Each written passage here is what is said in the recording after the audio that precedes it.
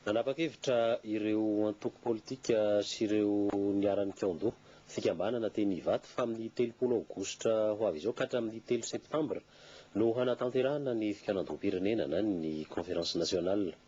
720 ireo antoko politika sy fikambanana nanatrika sy nandray anjara tamin'ny fikanandro teny amin'ny tranobe fivoriana iraisam-pirenena teny Ivato. Araka ny fampitinan'ny Jean Emerambelson azy izay nanatrika ny manontolo ny ady hevitra teny Ivato sady nanontany olona maromaro. Araka ny fampitinany azy dia vonona ny hampitovy tadin-dokanga ireo antoko politika sy fikambanana izay nandray anjara tamin'ny dinika. Atomboka amin'ny Pierre Older ny fanadihadiana.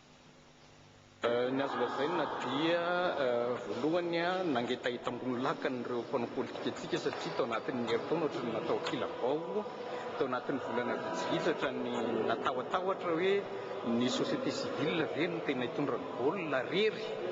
Izao arizina tsona dia tonga amin'ilay niriny. Ny etsy andaniny koa nefany dia natinana sy tinana be dia be ny eritreritra izy ireo hatramin'izay le samy manao torapo amin'izay eritreritra izay tsy maintsy misy. Nefa ny zava-dehibe dia azo lazaina ihany hoe natinana tsy tiana ny vahoaka malagasy manery hoe jereo vahaolana aingana ka dia manery an'ireo mpanao politika izay hitady vahaolana azo heverina zany fa roso tsara ihany hatramin'izao aloha ny dinika rehetrarehetra hitantsika moa ny rapitso afaka pitso. Kasika ny andevitra atao moa zany amin'izay amin'ny GGMD amin'izay malagasy démocratie dia hoe niainga tamin'ny fototra kevitry n'ireo ray aman-dreny zany tena atao hoe atao ny conférence nationale 30 août zany jusqu'au 3 septembre. Ka ataoko moa zany mbola misy moa zany dépose café zao fa ny zavatra tena rehefa avy eo dia hoe ny amaritana ny datin'andro amin'ny référendum zany. Voafaty zany ny datin'andro référendum sy ny présidentielle sy ny législative. Fa hitako moa zany fa adihevitra mafana be zany ny ao amin'izao fotoana zao dia zay moa natonga anay zany mbola misy ny fisotorana ny adihevitra amin'izao fotoana zao. Mahafinaritra fa zareo zao misy din'olona sasany zany ohatran'ny hoe tsy mbola vonona tsara le préparatif fa nenay moa dia zavatra tsotra hoe tsy maintsy miroso aingana antsika amin'ny fifidianana dia ny proposition-nay hoe référendum constitutionnel ataontsika amin'ny volana décembre dia fifidianana filoham-pirenena ataontsika amin'ny volana avril 22 avril 17 décembre ray 22 avril le deuxième tour 27 mai. Ankoatran'izay dia tsy maintsy dinihana amin'ny faran'ny volana 30 août de 1er septembre 2 septembre ny conférence nationale afantarantsika hoe inona ny volavolan-dalàna momba ny fifidianana, ahoana ny fametrahana ny seni vaovao izay tsy maintsy apetraka ary ny ekeny be somaro, ahoana koa ny resaka constitution izay proposentsika vahoaka malagasy. Zavatra lehibe sy mahafinaritra aloha dia voalanina ny mpanao politika eto amin'ny firenena. Tsapy zany fa tena misy finiavana irosona tanteraka any amin'ilay hoe ivoahana amin'ny olana. Dia miady hevitra izahay ny ho amin'ny androany dia tsotra ihany napetraka ny paikady hitondrana ny fivoriana sy ny fionana ka hita tamin'izany hoe ny ordre du jour napetraka dia napetraka zany hoe ny zavatra maika indrindra dia ny fanomanana ny fifidianana ka dia tsotra fotsiny hoe daty hoe roviana no atao ny fionam-pirenena, roviana no atao ny fitsapan-kevim-bahoaka ny référendum constitutionnel dia ireo fifidianana rehetra tokony atao na ny fifidianana ny solombavam-bahoaka zany na ny fifidianana ny filoham-pirenena. Dia teo zany ho amin'izao pause kely zao dia tapaka fa ary fantatra koa fa sire fa vonona ny ray aman-dreny mijoro amin'ny daty izay nifanapahana dia ho atao ny 30 volana aogositra 3 septembre ny conférence nationale. Mieritreritra foana izahay aloha dans l'espace concertation politique hoe tokony mbola ampitomboina ny ambaniday amin'ny mpanao politika mba ho tonga daholo ny rehetra mba tsy miady zafy.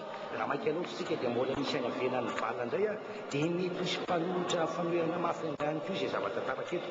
Ka noho izany zany dia mbola manao ezaka maika raha alina raha pitso hatramin'ny larobia izay verana anaovana siniana io manentana an'ireo antoko politika izay mbola tsy ampy hoe tsy maintsy ampitoviana ny tadi-bokanga mba azahoana mamany ny firenena. Samy manana ny heviny tsirairay nefa na samy manana heviny ary nitovizana dia samy te hitondra ny anjara biriky amin'izao hoe famanany olana ka amin'ilay tamamia dia izay ilay hoe famanany olana miapakany amin'ilay filan'ny fiarahamonim-pirenena na ny olom-pirenena izay no heverina fa tokony hampandekerana ny amiko ho an'ny mpananjara rehetra.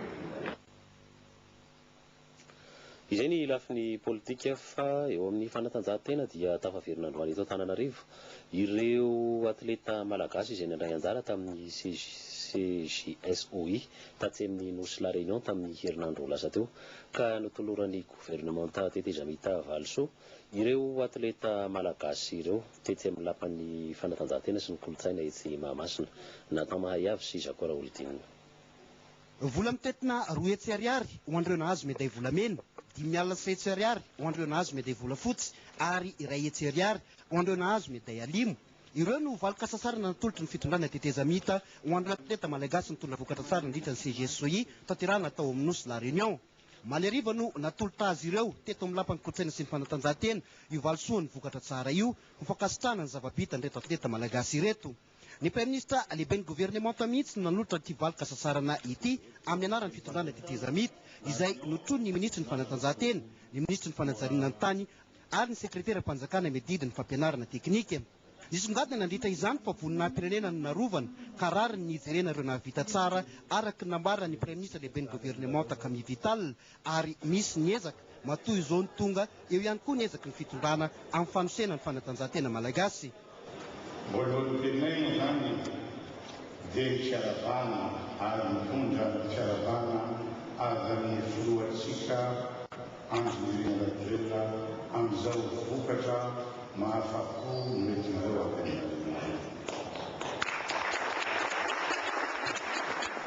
Raha tokoa satria na dia sarotsara ny fotoana diady ny firenena amin'izao fotoana zao dia niezaka ny fitondrana Tetezamita hanao ny hery rehetra mba ahafahana nandefa nareo hanatrika sy solotena ny firenena malagasy any amin'ny Nosy La Réunion. Tonga tany tokoa nareo tsy mitsangamenatra ny firenena, tsy menatra tokoa ny fitondrana, tsy menatra tokoa ny vahoaka malagasy, tsy menatra tokoa ny vahoaka satria raha ny firenena tany nareo dia mitondra vokatra mahafako, mitondra meday volamena 7 meday volafotsy 7 meday alimo 6. Fiaraha-miasan'ny rehetra izao vokatra izao, hoy ny ministra Virapendra Mamonsoa, izay nanao fankasitrahana ny atleta eny fa na dia teo aza ny sarotra ny sedainy ireo atleta tany an-toerana sy ny tsy nahazahoany tenany sy ny ministra ny Tanora Viza izay tokony hitarika ny délégation. Ny sport na ny jeunesse et loisir dia tsy nampidina resaka politika.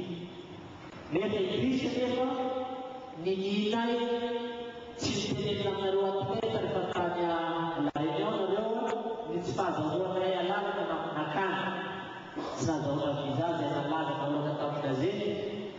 Zay nefa natoky anareo, zay tsy nakasarotsy hoe matonga anareo tanorantsika favoapatatsika ny voalohany.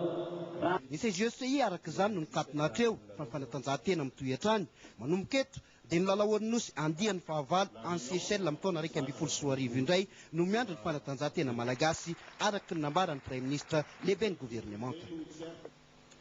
Izay ny lafiny fanatanjahantena fa eo amin'ny fampianarana dia nanomboka tamin'ny maraina teo ny baccalauréat teknika haharitra 4 andro izy io. Mijery momba ny fanombohan'ny baccalauréat androany i Nalson Andriamasinoro sy Michel Randrianarivelo.